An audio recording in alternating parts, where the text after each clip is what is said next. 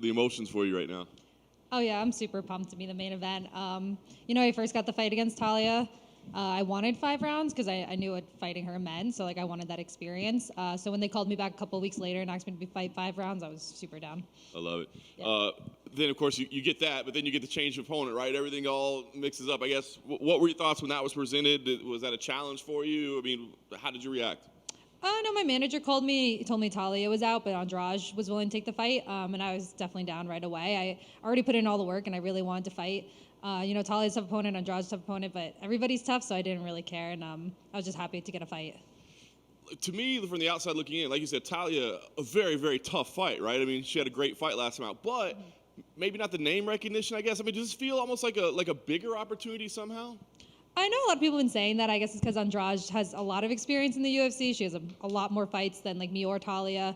But I think that's the only reason why. I mean, obviously she's super tough. She's different than Talia, but I don't think it's necessarily a bigger fight, skill-wise. I think it's maybe bigger for people that know Andrade. Right. Does it present any different challenges? As you said, I mean, both of them are really, really tough opponents, right? But does this present any more specific challenges for you? No, I mean, I think it's just they're different, body types, a little bit different styles, so it's just kind of adjusting to that. But Andrade has to adjust to me too. She just fought and she didn't know she was fighting me until a week ago. So we both have to make a little bit of adjustments. So I think we're on an even playing field with that. Given the short notice, do you change game plan, change approach? I mean, I think we kind of know what you like to do. I mean, do you just stick with what you do? Yeah, of course. I mean, even in my camps, obviously you look up your opponents and you're strategizing for them, but you have to really focus more on what you want to do and what you want to implement in the fight. So I think keeping that mindset makes the opponent change less scary in that sense, I guess. You can always do what you can do against anybody. So just little different strategies, but nothing huge, and I'm ready to go. You seem to have a very business-like approach to this, right? But is there any part of you that's just sitting back and kind of enjoying a little bit? I mean, you're so young in your career, and to be in this spot facing a former champion, a main event, I mean, is any part of you just trying to soak it in and enjoy it at all? Yeah, definitely. But I know I want to stay super focused to win this fight Saturday because I know winning's going to make it that much better, and I can always look back and soak it in. But yeah, winning is and staying focused is most important. Nice. Last thing for me, you mentioned winning, all right? I mean, you're top 10 already. You beat number 3, a former champ. I mean, title shots and things like that are in the discussion. Are you thinking that way already? I win here, this is potentially a number 1 contender fight for me? I know it's definitely possible, but I'm just really trying to keep Jessica on my mind first because I know if I don't win that, then none of everything else won't come. So keeping that first, and yeah, I mean, having the 5 rounds is definitely beneficial if that does happen next. But yeah, this fight Saturday first. Hey, Erin. Did you watch Jessica Andrade's last fight against Lauren Murphy? Yes, I did. What did you think of the referee not stopping that fight? Did you, as a fighter, did you, appreciate Lauren Murphy keep going, or did you think it was a little bit, too much damage?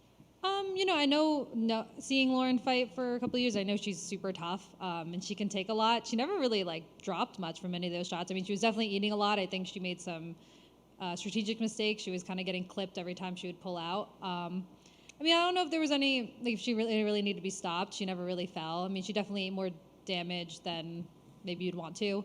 But yeah, it wasn't something where I was like, oh, it should have been stopped. And I know you just said that, you're not looking past Jessica, but if you beat her, are you looking at fighting for the title next, or do you want another contender like Manon Farrow and get another 5-round fight, or is it because you're so young, or is it you want to get rushed to that title? I don't really care either way. I know what winning this fight means, so if fighting for a title is next, then I'll do that. If they want me to fight someone else next, I'll do that too. I'm just focusing on winning this fight Saturday, and I know whatever comes next will be good. Where did cold-blooded come from?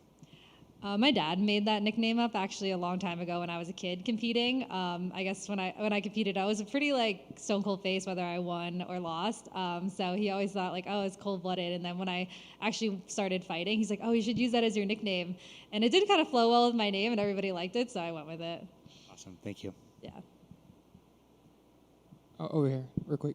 Yeah. That win over Molly McCann. She came in with a whole lot of fanfare. People were talking about their bets on her, all that kind of stuff. To be able to not only beat her on that kind of stage, but the way you did it, finishing her and kind of taking her shine, what did that feel like for you? Oh, I mean, that felt amazing. I mean, I kind of went in there expecting that out of myself. So I think that's kind of why I had the reaction afterwards that I did. But beating someone like her that had a big name in front of like my hometown, basically, was priceless. Now you have some of the bigger names out there, but I saw the Rogan episode where he called you an effing assassin. Yeah. And what was that like? You're watching it, you can see it, it's all over the internet. Yeah, You see yeah. the clip. What would that feel like? Someone like that is calling you an assassin, which is honestly a dope thing just to hear it myself.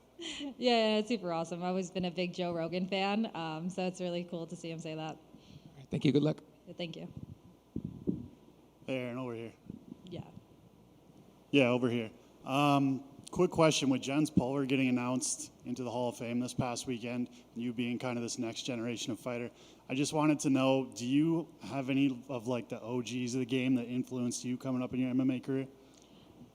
Someone I've always watched a lot was George St. Pierre. I always liked his style. I felt like his game just flowed really well. He was super well-rounded, and he was champ for a while for a reason, so I always loved watching his fights.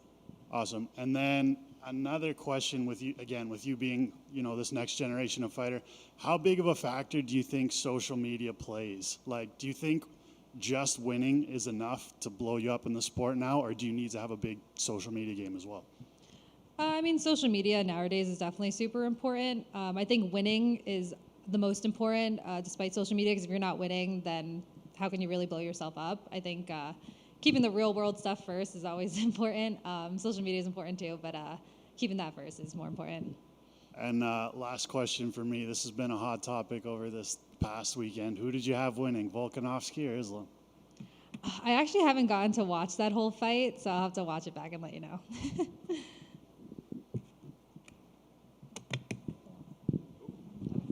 Thank you.